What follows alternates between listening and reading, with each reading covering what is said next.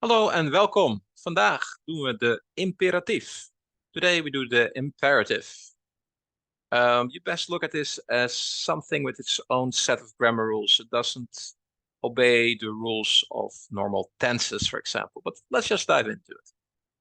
So, the imperative, also known as de gebiedende wijs in Dutch, which would be literally translated to the commanding way. Let me just dive into it. And we have basically a couple of common uses for it. There will be actually a very fun use for it at the very end of the video. So if you have no time for it, if you don't have the 3-4 minutes that this video takes, just go to the end and look at the fun use for it, because I promise you it will be fun. Okay, so one of the common uses is to give a command. So an example that would be stop, like the police kitty cat here, stop. Same as in English, right? Full verb would be stoppen. Give an instruction, doesn't need to be a command. Ga rechts, take a right, or very literally, go right. It can be to share a desire. Wees voorzichtig. Be careful. Or to express a request. Laat me alsjeblieft weten wanneer je thuis bent. Let me please know when you are at home. Okay, so we're going to break this up, and we have the spoken and the written way of approaching this.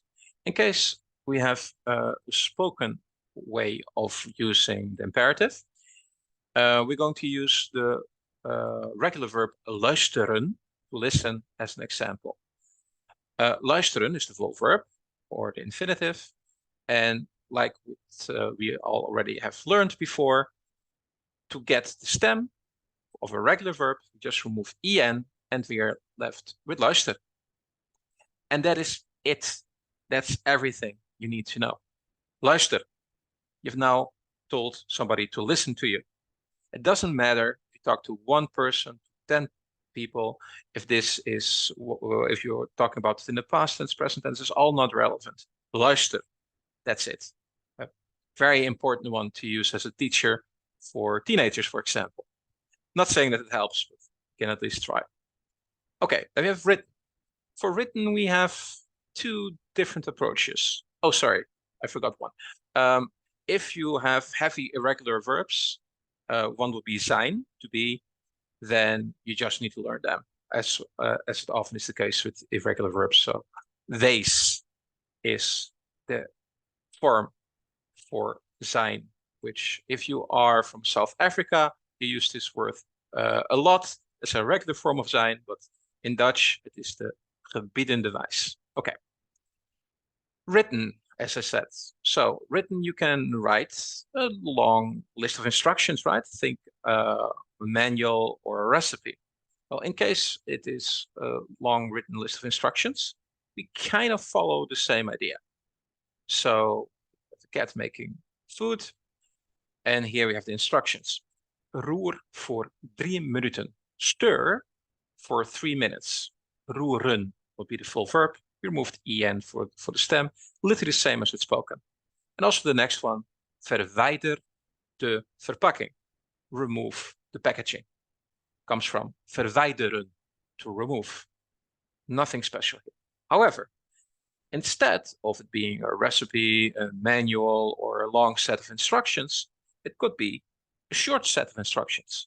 Just think about written on a door, push or pull, or don't smoke. That's that principle. In that case, the Dutch language says, you know what? Since it is so short, it's okay to use the full verb again. So we go with infinitive. So a short instruction, a command, or short forbid, to forbid something, right? Would be trekken and duwen. Again, this is what I just said in English. To pull, to push is now the order. Trekken is to pull, duwen is to push. And the next one, very important in the Netherlands. I'm sure you've seen this one if you walk across shops. Hier geen fietsen plaatsen. Here, no bicycles place. So don't put bicycles in front of the shop or whatever, wherever this instruction is written. And as you can see, trekken and duwen and plaatsen are all infinitives.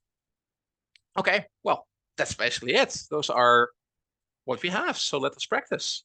If you want to try to do this with the explanation just gave you, just pause the video now and you have the opportunity. And if not, I will give you now the answers. So here we go.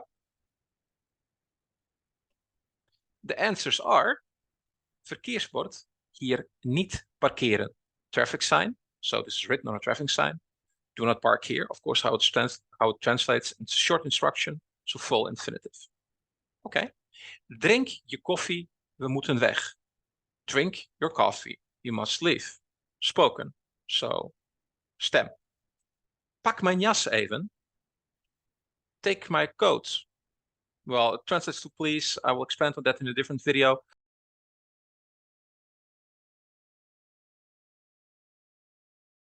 The next video I'll upload, I will actually expand a little bit on explaining when we say even, it literally means shortly, but mostly it doesn't. And the cultural translation, please, is okay, but it's not really what you say.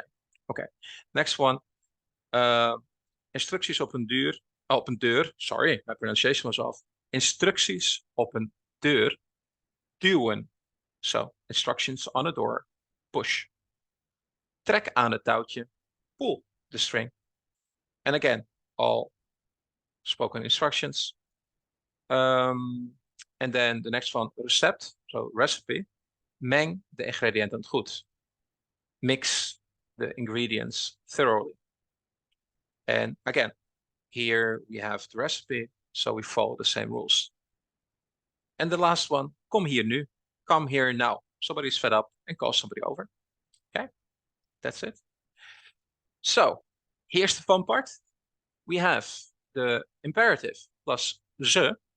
So if you take basically the stem of a verb and you add ze, then the ze does not really translate, but it gets a function. It's a very fun function. Let's do a few. So for werken, to work, we can say werk ze. So what did we say? Well, let me first give you the free translations. Werk ze is most oftenly translated as good luck working or and enjoy your work, something like that. You can see how I struck to translate it, right? I'll explain in a moment. The next one, reis ze. Okay, reis ze is a bit easier to freely translate. It'll be have a good journey. Eet ze. Eet ze would kind of be like enjoy your meal. And then finally, voetbal ze, which I will circle back to in a moment. So, werk ze, reis ze, eet ze, and voetbal ze. So basically, if we take the stem and we add ze, we kind of say, I wish you all the best with that. And that might be difficult to comprehend, but let's take voetbal ze as an example, the last one. So let's say you love playing football, right? There are many people who play football, and everyone does it for a different reason. So let's imagine you talked to a Dutch person, let's call him Jan, and he plays football every Saturday. And you just finished your conversation and you know he will now go play football. You can say, voetbal ze. And yes, that would kind of be like all the best at football. But ask yourself, why does he play football, right? Well, everybody plays football for a different reason. Perhaps Jan is really somebody who wants to win all the time. That's the most important thing. If that's the case, then voetbal ze for Jan automatically means good luck with your game. I hope you win. However, perhaps Jan doesn't care at all about the result. Of course, he will do his best, but the key thing when he plays football is to have fun with friends, right? In that case, voetbal ze just means have fun. Doesn't matter if you lose because you don't care about it. So voetbal ze basically means whatever you want to take from it. I wish you luck with that. So let's now circle back. Werk ze, if you tell this to your colleagues, it could mean good luck with your project. It could also mean I hope you finish up quick and are home soon, if that's what they want. The beauty is you don't know and you don't need to know. You kind of say whatever you want to do with it, please do that. So werk ze would be good luck with work, I guess, if you need to translate it. Reis ze, reizen is to travel. Well, this can translate in many ways, right? What do you want from your travel? Do you want to enjoy your travel, a beautiful view whilst you're in the train. That is enjoy your trip. If it is that you want to have a safe journey, most of us do, then reis is have a safe trip. If you want to be at your destination very quickly, then you say, I hope you are at your destination quickly. And if you want a combination of these, then it means the combination of those. So that's kind of how that works. Eet ze. Yeah, well, I put many things you want from eating. But still, eet ze, enjoy your meal, most likely, because that's what most people want from eating. However, if you literally want to say enjoy your meal, we would normally say eet smakelijk, which is fine. Eet smakelijk means enjoy your meal, literally. But eet ze, yeah, it wouldn't translate to good luck with eating, right? It's clear. So it kind of means like whatever you want to take from it. And then the last one, voetbalse, I already went over. So I would challenge you to take a Dutch person you know. This can be a colleague, this can be a friend, this can be your neighbor. And whenever you see them again, just think of a verb, because it needs to be a verb, right? It needs to be an action that they'll be doing. And take the stem of that and put ze next to it. Do that after you say goodbye. And say this instead of saying goodbye. Instead of doei doei, you say tuinierse if your neighbor is working in the garden, for example. Or if you leave work, werkse. Okay, that's it. Thank you for watching en graag tot de volgende keer. Doei doei en studeer ze.